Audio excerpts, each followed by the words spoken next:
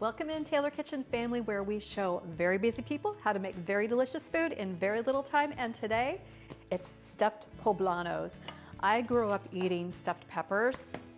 I never had a stuffed poblano until I was much, much older, probably in my 30s, maybe 40s.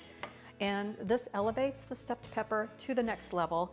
And I like to take a cheap shortcut by softening them just a little bit in a microwave. I cover it with a damp paper towel in a big bowl. And these 3 peppers, which will make me roughly 6 servings, took 2.5 minutes to just soften them up a little bit, because when I bake my peppers, I don't really want crunch left on the pepper. I want them to be really nice and soft, because I want the focus to be on the meat that's in there. And all I'm gonna do is kind of figure out where they're gonna lay the flattest, and then just cut them in half.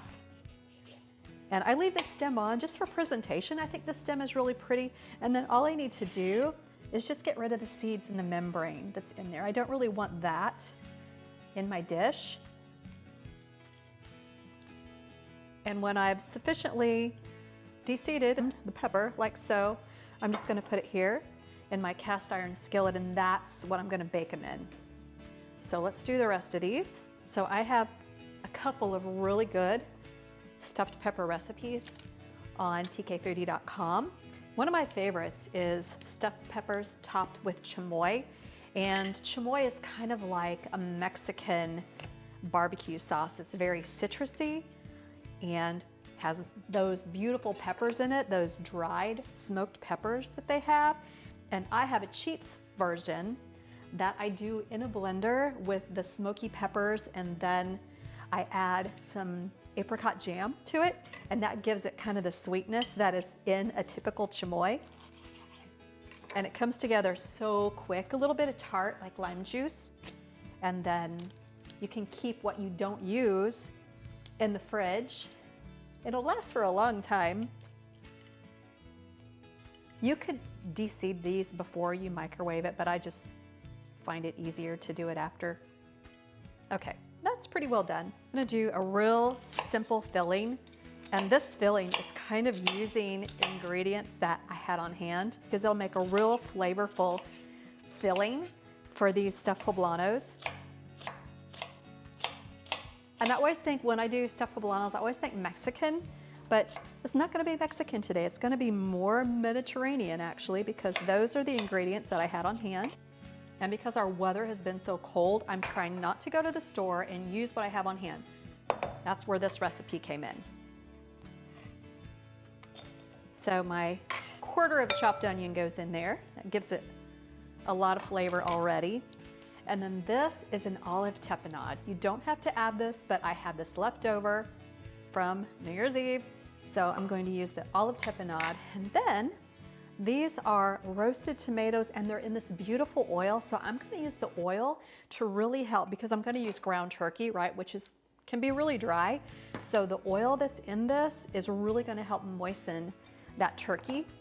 So I'm gonna pull the few roasted tomatoes out of here that are still in there. It's not a lot. And give them a rough chop. These are so sweet. If you've ever had roasted tomatoes canned in oil, jarred in oil, is just phenomenal. They're so delicious. All right, then I have a little bit of parsley here. I'm gonna give that a chop as well.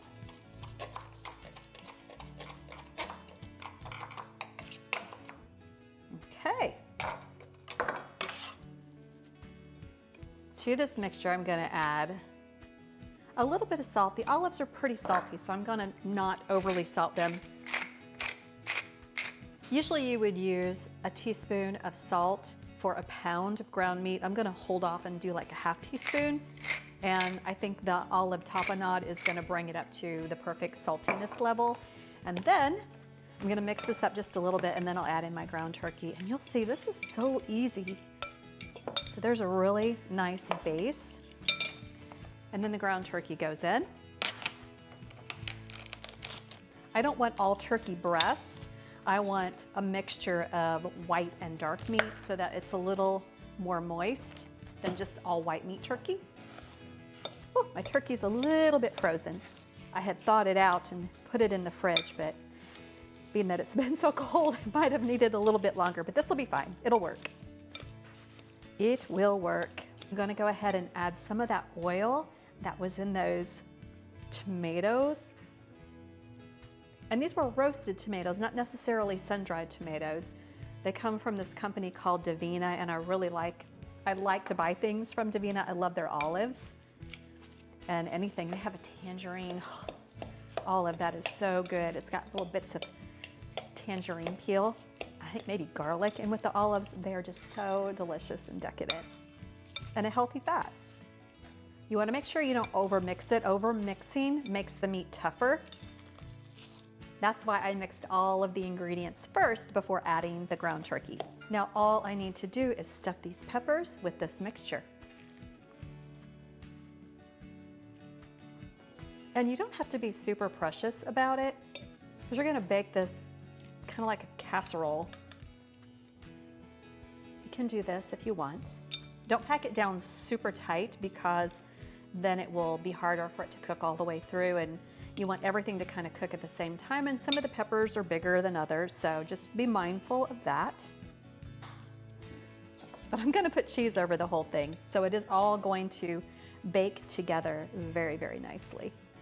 And if you didn't want to use poblanos for your family, if you're afraid it might be a little bit too spicy for them, I prefer to use bell peppers, red, orange, or yellow, because they're a little bit sweeter than the green bell pepper. Okay, cheese is a must. And I have kind of a mix. This is some Gouda and a goat's milk cheese, like a goat's milk cheddar plus a Gouda kind of mixed together. And I always grate, I shouldn't say always, almost always grate my own cheese, because it's cheaper, it's healthier, you don't have the anticoagulants and things that are typically added to pre-shredded cheese, and they're just better melting when you buy it and grate it yourself. So here's my dish of stuffed peppers with the cheese on them, and they're gonna go into my 400 oven. I'm gonna check them after about 30 minutes, should be good. I'm gonna show you a really easy tip. If you have something like this, maybe they're olives, maybe they're roasted red peppers, or maybe they're sun-dried tomatoes that are packed in olive oil, and you still have the olive oil left in the jar. Don't waste that. It is so good. You're gonna put in a wee bit of salt and a wee bit of pepper. According to how much oil is in here, you're going to add a vinegar. I'm gonna use balsamic, because I feel like with the flavor of the tomatoes that's left in this oil, the balsamic's gonna be so good. So I hold it up like this so I can eyeball. And when I have even Steven, that looks pretty darn good. I'm gonna add just a little bit of grainy mustard, and that also helps kind of emulsify it. Plus it gives it a really nice tang, although so does the balsamic. And then I just put the jar back on it and give it a good shake. If it's not sweet enough for your taste, you can add a wee bit of honey, but this makes a fabulous dressing. It's shaking over everywhere. This jar is not meant to be shaken. Okay, give it a taste. Oh, that's really, really good. Superb. Okay, so don't waste the oils that are left in those jars. You're gonna really appreciate them in your salad dressing. Don't buy salad dressing, make your own. Hey there, if you haven't yet, please take a moment to subscribe and turn on notifications to our YouTube channel at TaylorKitchen 5226. Give us a thumbs up and leave a comment. Let us know what you want to see us make on TaylorKitchen. We love, love, love to hear from you, and we so appreciate your engagement. Also, check us out at tkfoodie.com. Hey there, if you're a small, medium, or a large YouTube channel that wants to grow your channel, who doesn't want to grow the channel? Then check out vidIQ. I've been using vidIQ for a couple of years now, and they've really helped me to grow my channel. There's not just educational things that they put out, but there's ideal thumbnails, titles, tags, analytics, perfect launch times, all of the things to help you succeed in your YouTube channel journey. So if you're curious about vidIQ, click that link below and get started.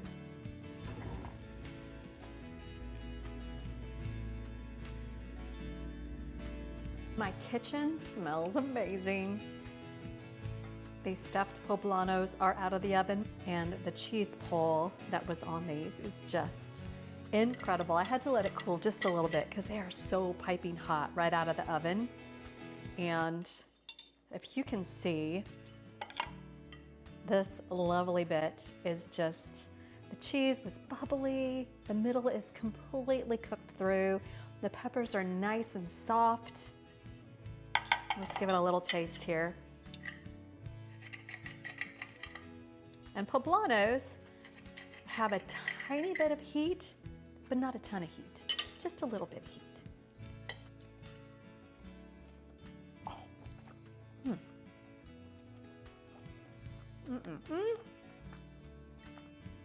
That is super good, super good. I get the little bite of olive and that tomato that I put in there, the roasted tomatoes that were packed in the olive oil, quite tremendous. It's kind of funny to have the Middle Eastern or Mediterranean flavors in the middle of a poblano, which we think is Mexican, Latin inspired, but these go together so well. And the little bit of the heat of the poblano is just perfect with these, just perfect. I don't know if you can see the inside of this and all the flavors that are going through that turkey. This is not dry turkey. This is delicious turkey. You've got to check out this really easy recipe. It's on tkfoodie.com.